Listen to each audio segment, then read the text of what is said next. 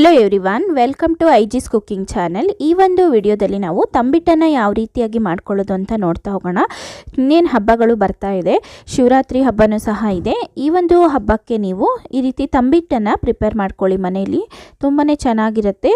ನಾವು ಶಿವನ ಪ್ರಸಾದಕ್ಕಾಗಿ ಇದನ್ನು ಇಡಬಹುದು, ಹಾಗೆಯೇ ಮನೆಯಲ್ಲಿ ಮಕ್ಕಳಿಗೂ ಸಹ ಈ ರೀತಿಯಾಗಿ ಮಾಡ್ಕೊಳ್ಬಹುದು, ತುಂಬಾ ಚೆನ್ನಾಗಿರುತ್ತೆ. ಇದನ್ನು ಯಾವ ರೀತಿಯಾಗಿ ಮಾಡೋದು ಅಂತ ನೋಡೋಣ ಬನ್ನಿ.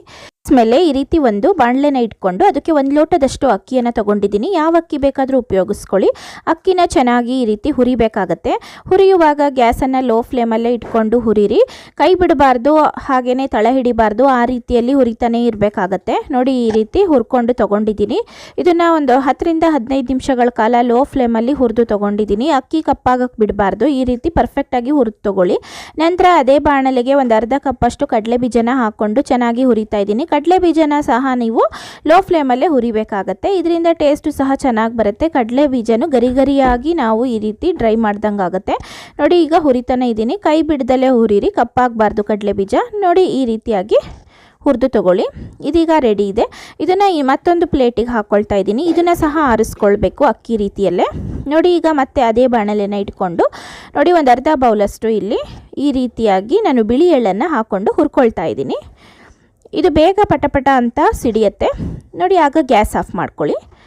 ಈಗ ಎಳ್ಳು ಸಹ ಹುರ್ಕೊಂಡಾಗಿದೆ. ಎಳ್ಳನ್ನು ಹುರಿದು ತಗೊಳ್ಳಿ, ಟೇಸ್ಟು ತುಂಬಾ ಚೆನ್ನಾಗಿರುತ್ತೆ. ಈಗ ಒಂದು ಮಿಕ್ಸಿ ಜಾರನ್ನು ತಗೊಂಡು ಹುರಿದಿಟ್ಟಿರುವಂತಹ ಅಕ್ಕಿ ಸ್ವಲ್ಪ ತಣ್ಣಗಾದ ನಂತರ ಮಿಕ್ಸಿ ಜಾರಿಗೆ ಹಾಕ್ಕೊಳ್ತಾ ಇದ್ದೀನಿ.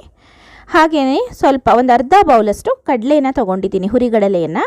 ಒಂದು 3 ರಿಂದ 4 ಏಲಕ್ಕಿನ ಹಾಕ್ಕೊಂಡು ಇದನ್ನು ಈ ರೀತಿ ಫೈನಾಗಿ ರುಬ್ಕೊಂಡು ಬರಬೇಕು. ನೋಡಿ, ಈ ರೀತಿ ಇರಬೇಕು, ತರಿಯಾಗಿ ಬೇಡ, ಈ ರೀತಿ ಫೈನಾಗಿ ಗ್ರೈಂಡ್ ಮಾಡಿ ತಗೊಳ್ಳಿ. ಸಣ್ಣದಾಗಿ ಇರಬೇಕು, ಆ ರೀತಿ ಹಿಟ್ಟು ರೀತಿಯಲ್ಲಿ ಇರಬೇಕು, ಆ ರೀತಿ ಗ್ರೈಂಡ್ ಮಾಡಿ ತಗೊಳ್ಳಿ ಇದನ್ನು. ನಂತರ ಅದೇ ಮಿಕ್ಸಿ ಜಾರಿಗೆ ಈ ರೀತಿ ಕಡಲೆ ಬೀಜನ ಹಾಕ್ಕೊಳ್ತಾ ಇರ್ತೀನಿ. ಹುರಿದಿಟ್ಟಿರುವಂತಹ ಕಡಲೆ ಬೀಜ ಇದು ನೋಡಿ, ನುಣ್ಣಗಾಗಬಾರ್ದು. ಇದು ಯಾವ ರೀತಿ ಇರಬೇಕು ಅಂದರೆ ತರಿಯಾಗಿರಬೇಕು. ಒಂದು 2 ಸುತ್ತು ಮಿಕ್ಸಿಯನ್ನು ಈ ರೀತಿ ಮಾಡಿಕೊಂಡ್ರೆ ಸಾಕಾಗತ್ತೆ. ಈ ರೀತಿಯಾಗಿ ಇರಬೇಕಾಗತ್ತೆ. ತಿನ್ನುವಾಗ ಇದು ಸಿಗಬೇಕು, ಆವಾಗ ತುಂಬಾ ಚೆನ್ನಾಗಿರುತ್ತೆ ಟೇಸ್ಟು. ಇದನ್ನು ಸಹ ಇದರೊಳಗಡೆ ಮಿಕ್ಸ್ ಮಾಡ್ಕೊಳ್ಳೋಣ. ಹಾಗೆಯೇ ಹುರಿದಿಟ್ಟಿರುವಂತಹ ಎಳ್ಳನ್ನು ಸಹ ನಾವೀಗ ಹಾಕ್ಕೊಳ್ಳೋಣ. ಇದಕ್ಕೀಗ ಕಲಿಸ್ಕೊಳ್ಬೇಕು ಅಂತ ಅಂದರೆ ನಾವು ಬೆಲ್ಲದ ಒಂದು ನೀರನ್ನು ರೆಡಿ ಮಾಡ್ಕೊಳ್ಬೇಕಾಗತ್ತೆ. ನೋಡಿ, ಇಲ್ಲಿ 1 ಬೌಲಷ್ಟು ಬೆಲ್ಲ, ಹಾಗೆ ಅರ್ಧ ಬೌಲಷ್ಟು ನೀರನ್ನು ಹಾಕ್ಕೊಂಡಿದ್ದೀನಿ. ಇದನ್ನು ಚೆನ್ನಾಗಿ ಕರಗಿಸ್ಕೊಳ್ಬೇಕಾಗತ್ತೆ. ಇಲ್ಲಿ ನಾನು ಬೆಲ್ಲದ ಪುಡಿಯನ್ನು ಉಪಯೋಗಿಸ್ಕೊಳ್ತಾ ಇದ್ದೀನಿ. ಬೆಲ್ಲವನ್ನು ನಾವು ಕುಟ್ಟಿ ಬೇಕಾದರೂ ಈ ರೀತಿಯಾಗಿ ಪುಡಿ ಮಾಡಿ ಇದಕ್ಕೆ ಹಾಕ್ಕೊಂಡು ಕರಗಿಸ್ಕೊಳ್ಬಹುದು. ನೋಡಿ, ಬೆಲ್ಲನ ಚೆನ್ನಾಗಿ ಕರಗಿಸ್ಕೊಳ್ಬೇಕು. ನೋಡಿ, ಈ ರೀತಿ ಒಂದು 3 ರಿಂದ 4 ಕುದಿ ಬರಬೇಕು, ಆ ರೀತಿ ಕುದಿಸ್ಕೊಳ್ಳೋಣ.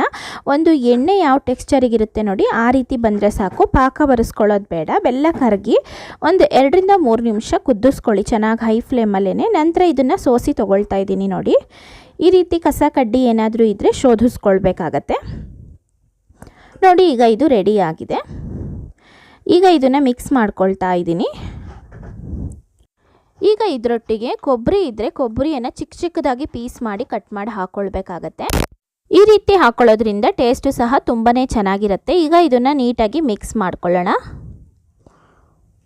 ನೋಡಿ, ಈಗ ಮಿಕ್ಸ್ ಮಾಡ್ಕೊಳ್ತಾ ಇದ್ದೀನಿ. ಈಗ ಆಗಲೇ ರೆಡಿ ಮಾಡಿ ಇಟ್ಕೊಂಡಿರುವಂತಹ ಬೆಲ್ಲದ್ದು ಒಂದು ನೀರೇನಿದೆ ಅದನ್ನು ಹಾಕ್ಕೊಂಡು ಚೆನ್ನಾಗಿ ಕಲಿಸ್ಕೊಳ್ಬೇಕಾಗತ್ತೆ. ಇದು ಪಾಕ ಮಾಡ್ಕೊಂಡಿದ್ರೆ ನಾವು ತುಂಬ ಗಟ್ಟಿಯಾಗಿಬಿಡತ್ತೆ ತಂಬಿಟ್ಟು. ಈ ರೀತಿ ಟೆಕ್ಸ್ಚರಲ್ಲಿ ಇದ್ದರೆ ಇದು ತುಂಬಾ ಪರ್ಫೆಕ್ಟಾಗಿ ಬರುತ್ತೆ. ನೋಡಿ, ಈ ರೀತಿ ಬಿಸಿ ಇದ್ದರೆ ಈ ರೀತಿ ಸ್ಪೂನಿಂದ ಮಿಕ್ಸ್ ಮಾಡಿಕೊಂಡು ನಂತರ ಕೈಯಿಂದ ಈ ರೀತಿಯಾಗಿ ಮಿಕ್ಸ್ ಮಾಡ್ಕೊಳ್ಳಿ.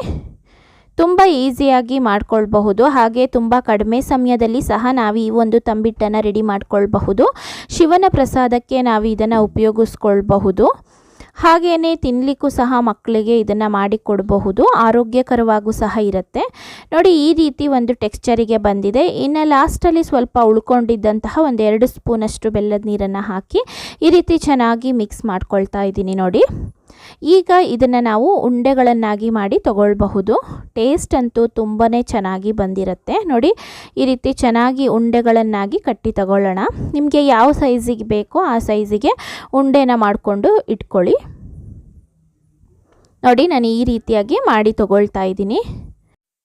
ನಾನು ಮಾಡಿರುವಂತಹ ಈ ಒಂದು ಕ್ವಾಂಟಿಟಿಯಲ್ಲಿ ಒಂದು 17 ರಿಂದ 18 ಈ ಸೈಜಿನ ಉಂಡೆಗಳನ್ನು ಮಾಡಿ ತಗೊಳ್ಬಹುದು. ನೋಡಿ, 1 ಲೋಟದಷ್ಟು ಅಕ್ಕಿಯನ್ನು ಉಪಯೋಗಿಸ್ಕೊಂಡಿದ್ದೀನಿ. ಯಾವ ಅಕ್ಕಿಯನ್ನು ಬೇಕಾದರೂ ಉಪಯೋಗಿಸ್ಕೊಳ್ಳಿ, ನೀವು ದಿನನಿತ್ಯ ಮನೆಯಲ್ಲಿ ಉಪಯೋಗಿಸ್ಕೊಳ್ಳುವಂತಹ ಅಕ್ಕಿಯಲ್ಲೂ ಮಾಡ್ಕೊಳ್ಬಹುದು. ನೋಡಿ ಈಗ ತಂಬಿಟ್ಟು ರೆಡಿಯಾಗಿದೆ. ಹುರಿದಂತಹ ಅಕ್ಕಿ ತಂಬಿಟ್ಟು ರೆಡಿಯಾಗಿದೆ. ತುಂಬಾ ಚೆನ್ನಾಗಿ ಬಂದಿತ್ತು ಫ್ರೆಂಡ್ಸ್. ಖಂಡಿತವಾಗ್ಲೂ ನೀವು ಸಹ ಮನೆಯಲ್ಲಿ ಟ್ರೈ ಮಾಡಿ ನನಗೆ ಹೇಗೆ ಬಂತು ಅಂತ ಕಮೆಂಟ್ ಬಾಕ್ಸಲ್ಲಿ ತಿಳಿಸೋದನ್ನು ಮರಿಬೇಡಿ.